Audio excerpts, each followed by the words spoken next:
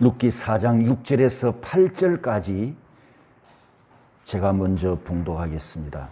그 기업 물을 자가 이르되 나는 내 기업에 손해가 있을까 하여 나를 위하여 물으지 못하노니 내가 물을 것을 내가 물으라 나는 물으지 못하겠노라 하는지라. 옛적 이스라엘 중에는 모든 것을 물으거나 교환하는 일을 확정하기 위하여 사람이 그의 신을 벗어 그의 이웃에게 주더니 이것이 이스라엘 중에 증명하는 전례가 된지라. 이에 그 기업 물을 자가 보아스에게 이르되 내가 너를 위하여 사라 하고 그의 신을 벗는지라. 아멘. 고린도전서 12장으로 넘어갑니다. 고린도전서 12장 12절. 몸은 하나인데 많은 지체가 있고 몸의 지체가 많으나 한 몸임과 같이 그리스도도 그러하니라. 26절 27절 27절 우리 다 같이 한 목소리로 봉독합니다. 만일 한 지체가 고통을 받으면 모든 지체가 함께 고통을 받고 한 지체가 영광을 얻으면 모든 지체가 함께 즐거워하느니라. 너희는 그리스도의 몸이요 지체의 각 부분이라. 아멘. 서로 축복하겠습니다. 우리는 하나입니다. 우리는 한 몸입니다. 우리는 함께입니다. 아멘. 오늘은 고엘 복음을 신약교회 성도인 우리에게 적용하면서 그렇다면 우리는 어떻게 행하여야 하는가, 이 은혜를 받기 원합니다. 믿음과 행함, 믿음과 행함의 관계를 여러분이 염두에 두시고 오늘 말씀에서는 행함의 은혜가 있기를 축복합니다. 서로 또 한 번 더 축복합니다. 행함의 은혜를 받으십시오. 고엘 복음을 선포하셨던 하나님의 의도가 무엇이었습니까? 땅을 되찾고 자유인의 신분을 되찾고 끊어진 후사를 이어가게 하는 고엘은 구약의 복음이었습니다. 여러분도 알다시피 땅과 백성과 왕은 국가를 세우는 필수 요소 세 가지입니다. 따라서 고엘 제도를 말씀하신 것은 구약 교회, 즉 구약의 하나님의 나라가 존속되게 하시는 하나님 은혜의 방편이었음을 우리가 보게 됩니다. 사람은 부족하고 연약하여 분배받은 땅을, 분배받은 기업을 팔아버렸지만 사람은 부족하고 연약하여 구원받은 자유인의 신분을 팔아 남에게 노예가 되었지만 하나님께서는 친족의 희생을 통해서 잃어버린 그 기업을 다시 찾게 하셨고 잃어버린 그 자유인의 신분을 다시 찾아서 회복해 주시는 하나님의 은혜가 바로 이 고엘을 통해서 예비해 두셨음을 우리가 보면서 이 계대 결혼도 같은 의미였지 않습니까? 하나님의 나라에서 대를 이어 봉사할 후손을 연결해 가도록, 이어가도록 이 계대 결혼 제도를 명령하신 것을 우리가 보게 됩니다. 이처럼 구약 시대의 고엘 제도는 신약 시대에 와서 오늘 우리에게 와서 잃어버렸던 내 영원한 생명을 회복시켜 주신 우리 주 예수 그리스도를 모형합니다. 여러분, 예수님이 이 땅에 기업 물을 자로 오셔서 아담 이후에 잃어버렸던 모든 기업들을 다시 찾아서 회복해 주신 것은 바로 예수 그리스도 때문입니다. 예수 그리스도는 하나님께서 우리에게 보내어 주신, 따라서 해봅니다, 전인적인 구원 은혜, 전인적인 구원 은혜.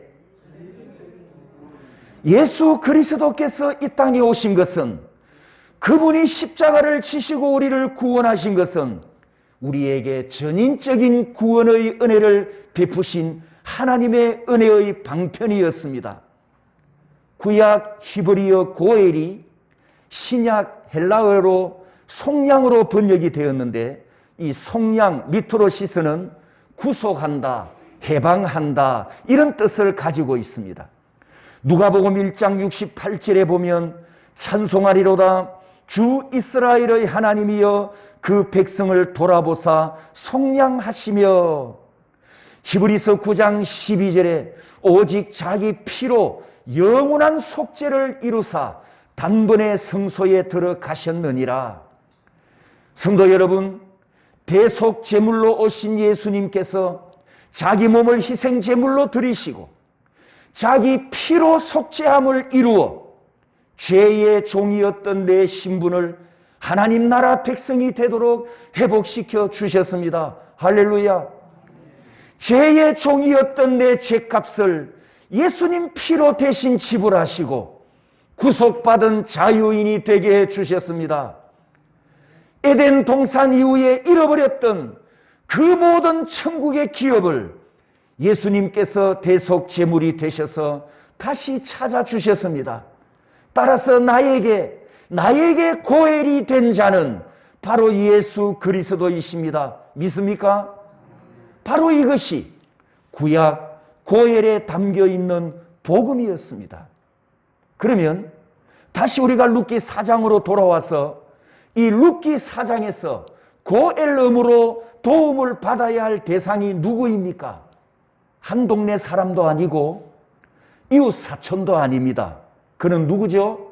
내 친족 중에 가장 가까운 관계, 촌수 중에서도 가장 가까운 관계, 가장 가까운 형제와 가장 가까운 친족이 기업을 잃어버렸는데 회복시켜줄 능력이 있으면서도 회피한다면 하나님께서 그 사람과 그 집을 공동체 앞에 공개하여 부끄러움을 당하게 하신 것이 우리가 지난 시간에 생각했던 하나님의 의도였습니다. 형제를 사랑하지 않은 행위, 사랑을 실천하기를 거부한 집, 이 집을 무슨 집이라고 불렀다고요? 따라서 합니다. 노예와 같은 집안. 노예와 같은 집안.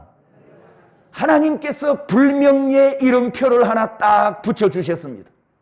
하나님의 백성이 하나님의 백성의 의무를 다하지 않으니까, 구원받은 하나님의 자녀들이 구원받은 그 은혜의 의무를 다하지 않으니까 사랑과 긍휼이 없고 책임과 자격이 없는 사람, 이렇게 하나님께서 선언하셨습니다. 더구나 자기 형제의 집을 세우기를 거부할 만큼 이기적인 사람이기 때문에 사람들 앞에서 신벗긴 자의 집이다, 이런 수치를 당하게 하셨단 말입니다. 그래서 신벗긴 자의 집이 되는 것은 그리스도인으로서 고엘의 삶을 살지 못한 사람에게 주어진 부끄러운 훈장이었습니다. 사랑하는 성도 여러분, 우리가 오늘 이 말씀을 보면서, 구약의 이 고엘을 보면서 이제 신약 성도인 우리에게 우리 삶에 적용을 해봐야 하는데, 오늘 저와 여러분들도 하나님의 은혜로 구원을 받았기 때문에 고엘 의무를 가지고 있고 고엘의 삶을 살아야 할 거룩한 책임이 있음을 여러분도 믿고 인정하십니까? 죄인이 하나님의 은혜로 구원받아 하나님의 백성이 되었고, 구원받은 백성들이 한 믿음으로 하나님을 경배하는 공동체가 되었으면, 여러분, 받은 은혜에 대한 합당한 헌신과 희생을 실천해야 합니다. 우리는 값없는 은혜로 사랑을 받았습니다.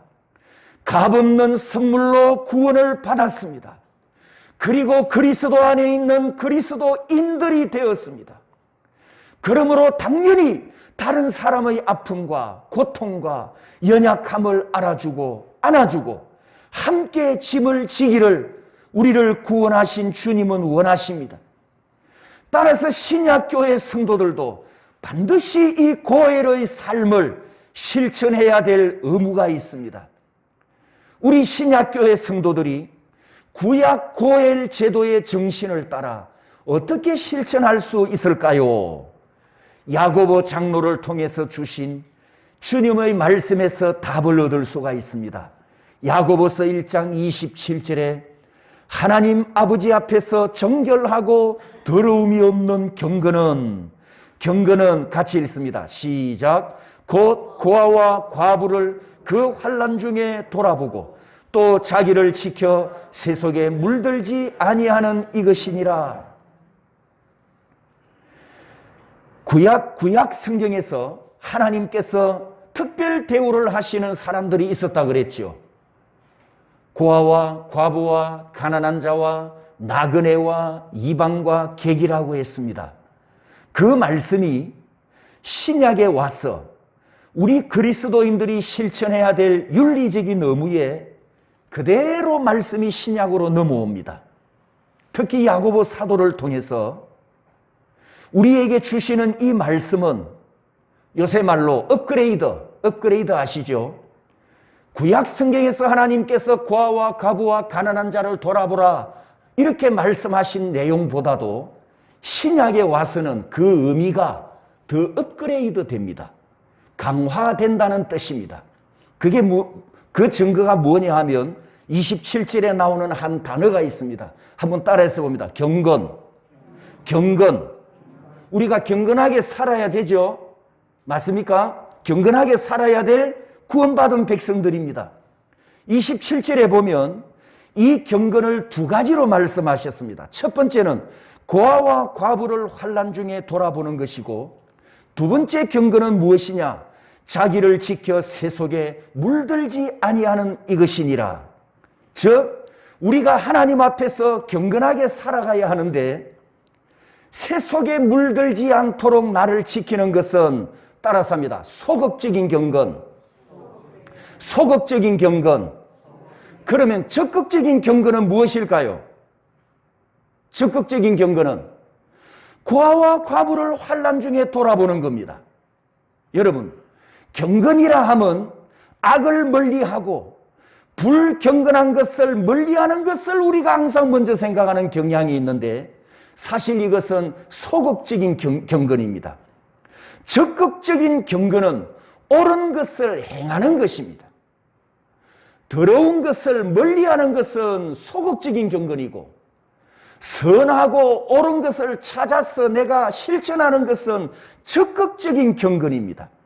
그러므로 나는 죄를 안 짓는다, 나는 더러운 것을 멀리한다, 그래서 나는 경건하다, 그것만 경건이 아니고 적극적으로 선을 행하는 것이 참된 경건인 줄 믿으시기를 바랍니다. 성도 여러분, 헌신과 구제란 내가 돈이 많기 때문에 여유의 돈으로 남을 돕는다, 이런 개념이 아닙니다. 고아와 과부를 그리고 가난한 사람을 돌아보아야 한다라는 이 양심은 우리 믿는 사람에게 있지만, 자, 불신자의 마음속에도 있습니까? 없습니까? 있지요. 기본적인 양심으로 다 있잖아요.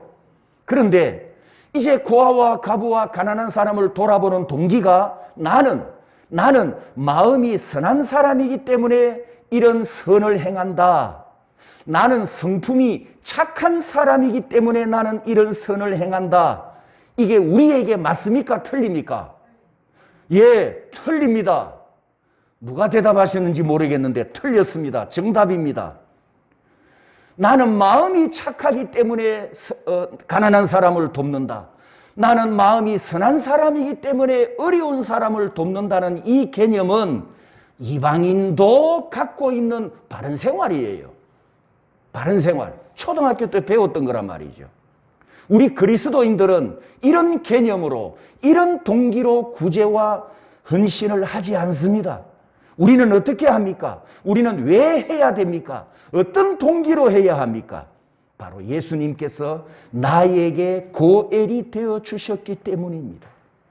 나는 이 죄에서 용서함을 받았고, 나는 영원한 사망에서 구원을 받았고, 나는 영원히 죄의 종으로 살다가 지옥 심판을 받을 건데, 여기서 예수님께서 대신 핏값을 지불하셔서 우리는 구원함을 받고 자유함을 받았고 영생함을 얻었기 때문에 이 은혜, 구원받은 이 은혜 때문에, 착한 마음이 아니라, 착한 양심이 아니라 구원받은 이 은혜 때문에, 이 은혜를 받았기 때문에, 은혜에 빚진 자가 되었기 때문에 우리는 하나님 앞에 사랑을 행하고 선을 행하고 가난한 자와 연약한 자를 돌아보는 이 경건을 적극적으로 실천해야 합니다. 여러분, 은혜에 빚진 자 되었기 때문입니다. 은혜에 빚진 자. 옆 사람에게 일깨워줍니다. 당신 빚진 거 알고 있습니까? 당신은 빚쟁이입니다. 구원받은 빚쟁이에요. 우리는 다. 우리는 하나님 앞에 구원받은 빚쟁이입니다. 그러므로 하나님께 받은 이 은혜를 연약한 자들과 함께 나누는 사랑의 의무를 다하는 것이 바로 고해를 행하는 선한 경건입니다. 헌신과 희생과 구제는 예수님의 고해 은혜를 받은 자가 그 고해를 삶으로 실천하는 경건한 삶입니다. 그러므로 구제는 단순히 돕는다는 개념이 아닙니다. 여러분, 남을 돕는다는 개념이 아닙니다. 받은 은혜를 나누는 헌신이고 내 것을 기꺼이 내놓는 희생입니다. 그리고 구제는 개인이든 가정이든 하나님의 기업을 회복시키는 건설의 의미가 있습니다. 구약 고엘 제도의 4가지, 땅, 신분, 후사, 생명을 회복하는 것은 하나님 나라 건설의 의미가 있고 하나님의 기업을 세우는 의미가 있었듯이 우리 신약 성도들도 어려움에 있는 성도들의 가정을 돕고 그 인생을 돕고 재정을 도울 때 신약의 하나님의 성전을 회복시키며 하나님의 나라를 회복시키는 이 위대한 건설의 의미가 담겨 있습니다. 성도 여러분, 우리 모두는 하나님께 구원받은 은혜의 빚진 자입니다. 구원받은 은혜의 빚을 졌고 받은 사랑의 빚을 졌습니다. 값없이 구원받았으니 하나님께 감사함으로 고해의 삶을 살아야 하는 것이 마땅한 줄 믿습니다. 값없이 구원받았으니 사람들을 사랑함으로 고해의 삶을 살아야 할 책임이 내게 있음을 나는 인정합니다. 우리 교회가 이 고해를 실천하는 삶을 통해서 복음의 향기가 더 진하게 풍겨지기를 주님의 이름으로 축복합니다. 신약 성경에 우리 성도들에게 고해를 명령하는 말씀들이 많이 있습니다만 중요한 몇 가지만 한번 보도록 하겠습니다. 고린도전서 12장 12절 오늘 읽은 본문에 몸은 하나인데 많은 지체가 있고 몸의 지체가 많으나 한 몸임과 같이 그리스도도 그러하니라. 따라서 합니다. 한 몸, 한 몸. 여러분, 이 한 몸이라는 이 말씀 속에 십자가가 혹시 보입니까? 우리는 한 몸입니다라는 이 말씀 속에 십자가가 보이나요? 이 말씀 속에 예수님이 흘리신 피가 보입니까? 우리는 한 몸입니다라는 이 말씀 속에 구속함이 보입니까? 한 몸이라는 이 말씀 속에 구원받은 성도들이 하나님의 은혜와 주의 사랑으로 똘똘 뭉친 공동체 사랑도 들어 있습니다. 할렐루야. 그래서 고린도전서 12장 26절 27절에는 이렇게 말씀합니다. 한 지체가 고통을 받으면 모든 지체도 함께 고통을 받고 한 지체가 영광을 얻으면 모든 지체도 함께 즐거워한다. 로마서 12장 15절에 즐거워하는 자들로 함께 즐거워하고 우는 자들로 함께 울라. 따라서 합니다. 함께, 함께. 여기 계속 나오는 단어가 무슨 단어라고요? 함께. 우리는 함께. 예수님은 자신의 몸인 교회를 사람의 몸으로 비유하시면서 지체와 지체의 관계를 아주 이해하기 쉽도록 말씀하셨습니다. 여러분, 자, 저를 한번 쳐다보세요. 우리 몸에 아픈 곳이 있습니다. 아픈 곳. 우리 몸의 한 부분에 아픈 곳이 있으면 모든 것이 집중이 되죠. 뭐가 집중이 됩니까? 신경. 모든 신경과 생각이 그 아픈 곳에 집중이 됩니다. 만약에 왼쪽 팔을 다쳤습니다.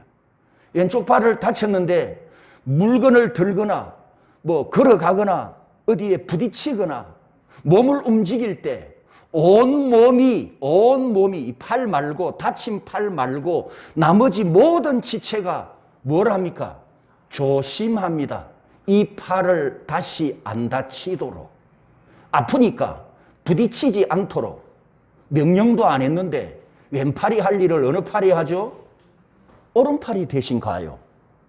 왼팔이 다쳤는데 오른팔이 대신 가서 물건을 집어든단 말이죠. 여러분 시켰어요? 안 시켰어요. 여러분 나는 느끼지 못하지만 상처가 나면 모든 것이 공급이 됩니다.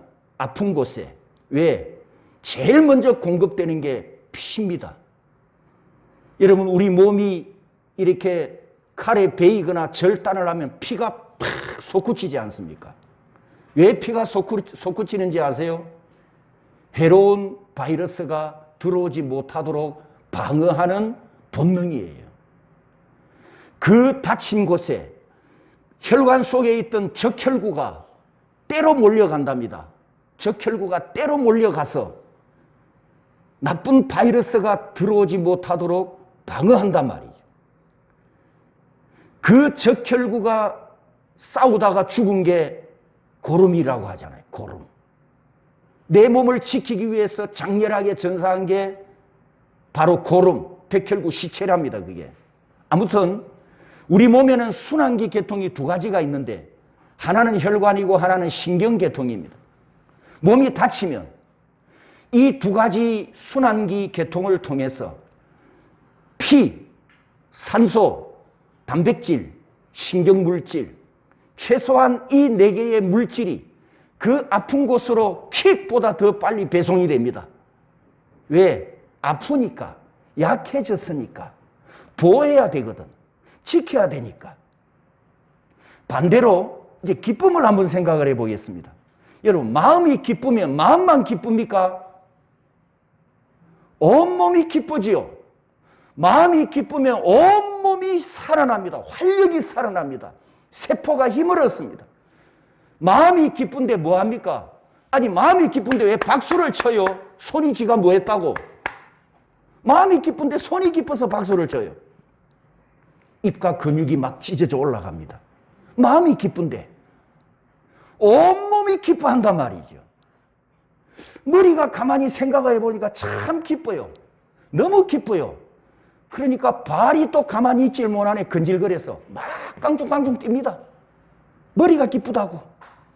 자, 이렇게 우리 몸은 아플 때에도 온몸이 함께 반응을 하고 기쁠 때에도 온몸이 함께 반응하도록 지체와 지체가 유기적인 관계를 가진 이런 인격적 존재로 하나님께 지음을 받았습니다.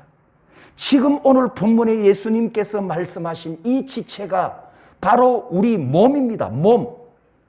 이 몸처럼 교회도 성도들의 관계도 구원의 은혜를 입은 성도들도 함께 기뻐해라, 함께 슬퍼해라, 함께 아픔의 짐을 져 주어라. 이렇게 주님이 명령하셨습니다. 몸의 주인이신 그분이 명령하셨습니다. 사랑하는 성도 여러분, 우리 성도와 성도의 관계는 떨어질 수 없는 함께라는 관계입니다. 남이 아닙니다. 떨어질 수 없습니다. 한 몸, 같은 몸입니다. 따라서 저 성도가 고통당하면 내 아픔이어야 하고 그 성도가 기뻐하면 내 즐거움이어야 할 줄 믿습니다. 또 히브리서 13장에도 보면 함께 갇힌 것 같이 갇힌 자를 생각하고 학대 받는 자를 생각하라. 로마서 15장 1절에 강한 자가 마땅히 연약한 자의 약점을 담당하고 갈라디아 6장 2절 다 같이 읽습니다. 시작. 너희가 짐을 서로 지라. 그리하여 그리스도의 법을 성취하라. 아멘. 성도 여러분, 우리는 예수님으로부터 고엘의 빚을 졌습니다. 고엘 은혜 때문에 구원을 받았습니다. 그리고 주님이 말씀하셨습니다. 내가 너희에게 고엘이 되어 영원한 생명을 찾아줬으니 너희도 고엘이 되는 삶을 살아라.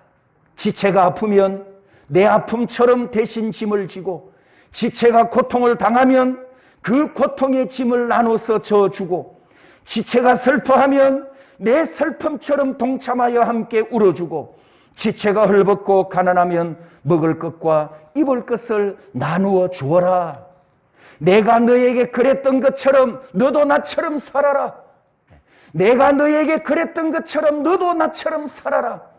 이것이 주님의 말씀이고 주님의 명령입니다. 만일 고엘 의무를 외면하고 거절하면 구약처럼 신벗긴 자의 집이라는 조롱과 멸시를 당할 것이라고 말씀하셨습니다. 하지만 우리 신약 시대에는 구약 때처럼 신발을 벗어서 구제를 외면하는 성도라고 이름표를 붙이거나 침을 뱉어서 멸시한다거나 또 노예와 같이 비천한 자의 집이 되었다고 조롱하지는 않지요. 율법적으로 신약에는 그렇게 하지 않습니다. 하지만 여러분, 구약 공동체에서 저 집은 신벗긴 자의 집이다, 노예와 같은 집이다, 이 불명예보다도 신약 교회인 우리에게는 더 무서워해야 하는 것이 있습니다. 그게 뭐냐? 내 안에 내주하신 성령의 탄식입니다. 성령의 책망하심입니다. 성령께서 정죄하심입니다. 내가 뭔가를 잘 못하면 내 양심보다도 더 권위 있는, 여러분, 내 양심의 소리보다도 더 중요한 것은 중생한 그리스도인들은 자기 안에 계신 성령의 음성을 듣는 영적 믿음이 있다는 거예요. 우리는 물론 양심의 소리로도 우리가 회개해야 되고 양심의 소리로도 우리가 착한 일을 해야 되지만, 양심의 소리로도 불의한 것을 멀리해야 되고 십계명을 범하면 안 되지만, 그거보다 더 무서운 것은, 더 중요한 것은 내 안에 내주하신 제3위의 하나님의 책망입니다. 그분이 나를 위해서 탄식하시고, 그분이 나를 위해서 책망하시고, 그분이 나를 위해서 정죄하십니다. 너 왜 그렇게 살고 있느냐? 너 왜 해야 될 것을 하지 않느냐? 내가 만일 가난한 자들을 외면한다면 내 안에 있는 성령께서 책망하시겠죠.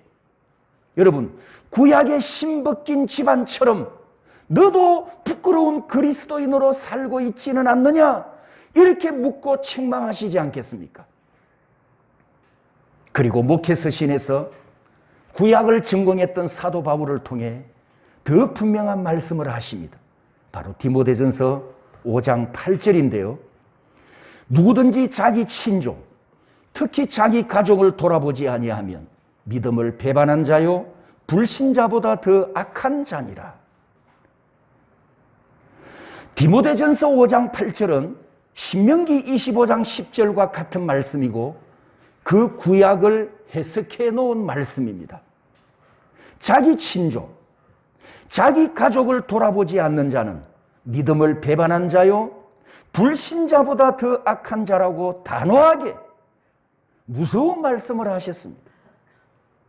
구약 성도들은 고엘 의무를 이행하지 않으면 노예와 같은 집안이다, 이런 부끄러운 명예를 가졌지만, 여러분, 신약에는 믿음을 배반한 자다, 불신자보다 더 악한 자다, 구약 표현과 신약 표현을 비교해 보면 어느 게 더 셉니까?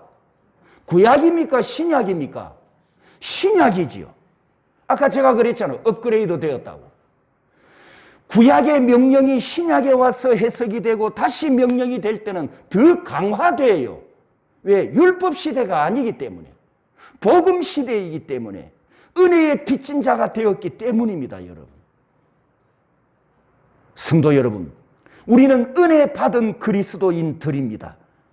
그러므로 하나님의 은혜에 대해서 성경은 이렇게 권면합니다. 한번 따라서 해볼까요? 하나님의 은혜를 헛되이 받지 말라.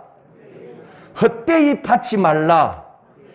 헛되이 받지 말라.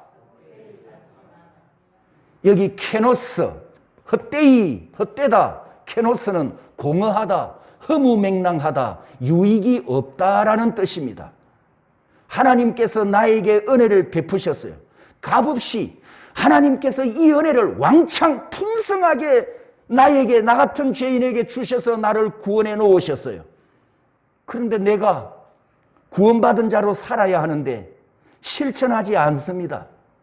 그러면 그 은혜는 나에게 어떻게 된다고요? 헛되이, 공허하다, 허무맹랑하다, 유익이 없다. 속된 말로 하면 꽝이란 거죠. 꽝.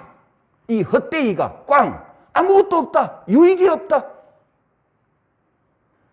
하나님의 은혜를 우리가 다 받았는데 그 은혜의 빚진 자로 실천하지 않으면 그 은혜는 나에게 헛된 것이 된다. 공허한 것이 된다. 하나님의 은혜를 공허한 것으로 무시하거나 하나님의 은혜를 허무맹랑한 것으로 멸시하면 여러분 그 악행의 결과는 무서운 것입니다. 지금도 우리가 세상을 보면 교회 밖의 사람들 예수 그리스도의 존재를 인정하지 않거나 믿기를 거부하는 많은 사람들이 복음을 헛된 것으로 생각합니다. 예수 믿고 구원받는 것을 어리석은 행위로 여깁니다. 하나님께서 독생자를 보내어 우리를 구원해 주셨다. 그 독생자가 2000년 전에 오셨다. 그 어디에 나오는 전설의 고향이지? 이렇게 반응을 보입니다. 2000년 전에 오신 예수님을 이야기하니까 전설의 고향인 줄 압니다. 하나님께서 주신 이 진리의 말씀을 신화나 우화로 무시해버립니다. 그렇기 때문에 이 강팍하고 무지하고 완고한 이 죄인을 구원하기 위해서는 따라서 합니다. 전적 은혜. 전적 은혜. 여러분, 하나님께서 여러분을 구원하기 위해서 100%, 200% 전적인 은혜가 아니었다면 나 같은 죄인도 이 완고함을 포기하지 못했을 것이고 강팍함을 내려놓지 못했을 것이고 하나님을 하나님으로 알지 못하는 이 무지함에서 나도 구원을 못 받았단 말이죠. 하나님의 전적인 은혜, 전적인 은혜. 사랑하는 성도 여러분, 그러므로 우리가 이 고린도후서 6장 말씀처럼 은혜를 헛되이 받으면 안 된다는 것을 기억하시기를 바랍니다. 옆에 축복합니다. 옆 사람에게 은혜를 헛되이 받으면 안 됩니다.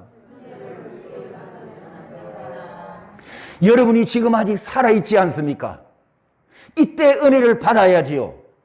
건강할 때 은혜를 받아야 하고 살아있을 때 은혜를 받아야 하고 하나님의 은혜를 받은 나는 이 세상에서 가장 행복자입니다. 아멘, 아멘.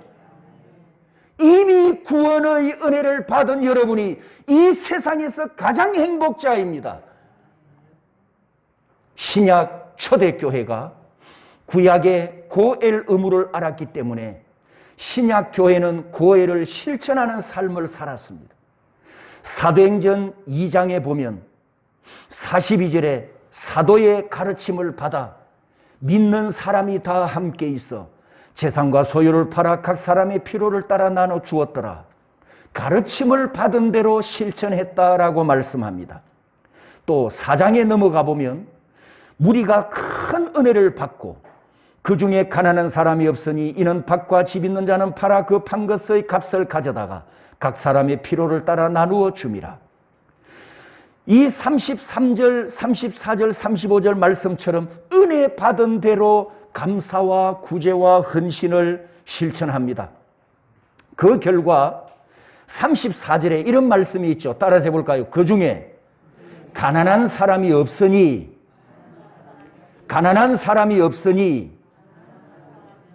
이 말씀이 이 초대교회 공동체가 부자가 자기 재산을 팔아서 가난한 자들에게 다 나눠 주었다 이런 의미가 아니고 이때 당시 초대교회는 한 공동체로 살았다라는 뜻입니다. 공동체 삶이 뭔지 여러분 혹시 아십니까? 공동체 삶에는 개인의 소유권이 없습니다. 자기 재산권이 없어요. 뭐 1억을 가지고 들어오든 500만 원을 가지고 들어오든 10억을 가지고 들어오든 만약에 자기 재산을 전부 가지고 공동체 안에 들어왔으면 그 안에 공동체 재산을 다 합해서 50억이 된다고 합시다. 그 50억은 누구 재산이죠? 공동체 재산입니다. 모든 사람의 재산입니다. 개인의 소유권이 전혀 없습니다. 지금 이 초대교회는 바로 그 모습이에요. 그러니까 가난한 사람이 없단 말이죠. 네 것, 내 것 이런 구분이 없고 모든 것이 다 함께 공유되는, 함께 사용되는, 그리고 함께 소유하는 이런 공동체로 살았기 때문에 진정한 한 몸으로 살았다는 그런 의미를 보여주고 있습니다. 초대교회의 결과, 이렇게 살았던 결과가 뭐냐? 47절 말씀 아닙니까? 우리 다 같이 읽습니다. 하나님을 찬미하며 또 온 백성에게 칭송을 받으니 주께서 구원받는 사람을 날마다 더하게 하시니라. 할렐루야. 열매가 무슨 복입니까? 열매. 초대교회가 공동체로 살았더니, 부자와 가난한 자가 다 함께 살았더니 하나님께서 이 초대교회에 주신 복이 무슨 복입니까? 구원받는 사람을 날마다 더하게 하시니라. 부흥의 복이었습니다. 할렐루야. 사랑하는 성도 여러분, 우리 대구 선교교회 성도 여러분, 여러분의 가정도 각각 고엘의 복을 풍성히 받으시고 우리 교회도 부흥의 복을 받기를 주님의 이름으로 소원합니다. 주님의 이름으로 소원합니다.